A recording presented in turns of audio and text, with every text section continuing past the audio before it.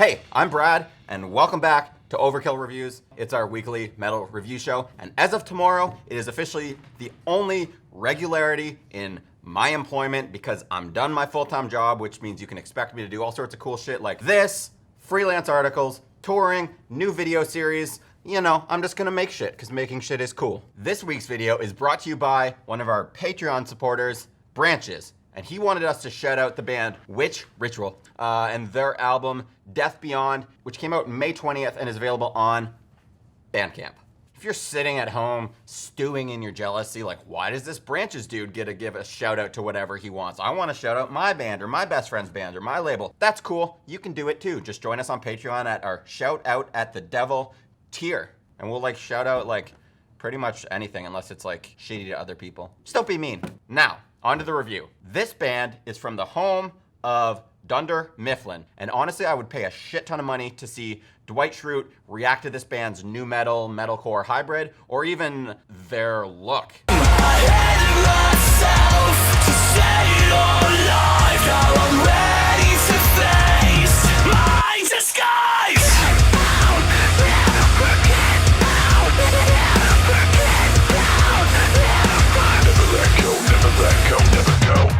I am locked within the box I built from the inside out, reassured by my doubt. Continuing on with the Office theme, we have my notes on paper. And on that paper, it tells me that this is the new album by Motionless and White called Disguise, out today on Roadrunner Records. All right, I'm done with the Michael Scott bullshit. On to the bio.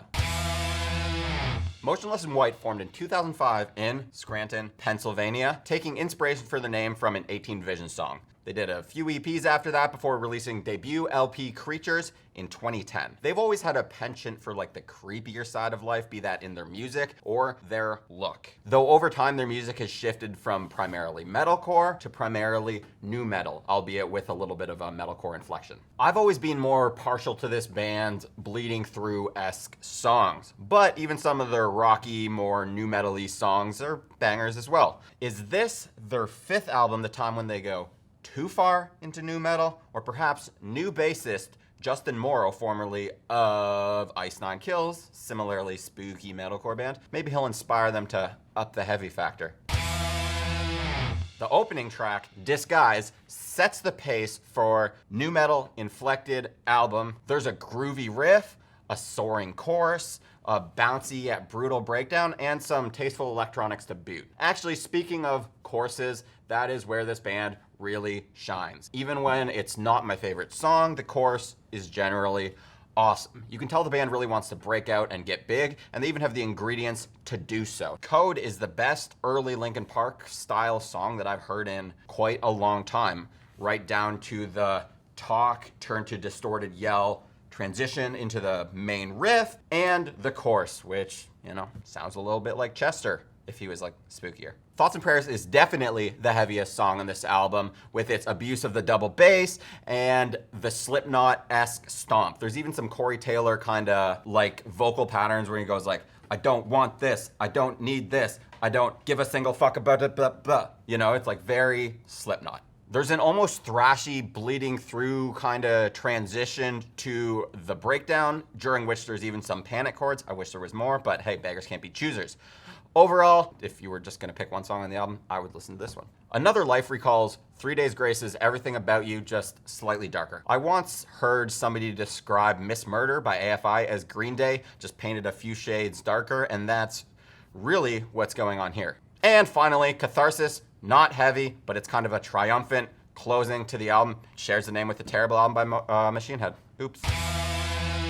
So, my problems with this album are split into two. What it lacks and what it has but maybe shouldn't. In regards to what it lacks, it just doesn't have a big radio style hit like the last album did in Voices. The closest we get is Legacy, though its simplistic chorus gets really grating. Another thing that it lacks is bleeding through ripoffs. I know I said earlier that's my favorite part of that band. They were very effective at pulling that off. I already mentioned the one. There's another kind of one that comes in Undead Ahead 2, The Tale of the Midnight Ride. Noxious song title. kind of an obnoxious song. It's the closest we get to Halloween, the closest we get to Scooby-Doo, and depending on your feelings about that kind of shtick, it might turn you off. Me personally, they don't overuse it on the album, so it's okay, but still, more heavy, thrashy, bleeding through kind of things, please and thank you.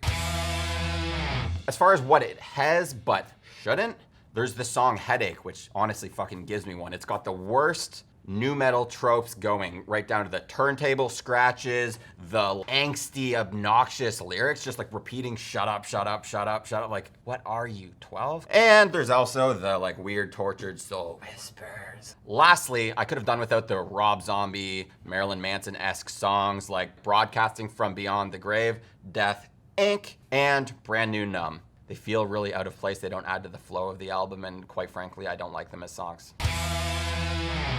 I was surprised to hear more of their metalcore sound back in this album. Granted, yes, it's new metalcore, but it's heavy in a way that Graveyard Shift kind of moved away from.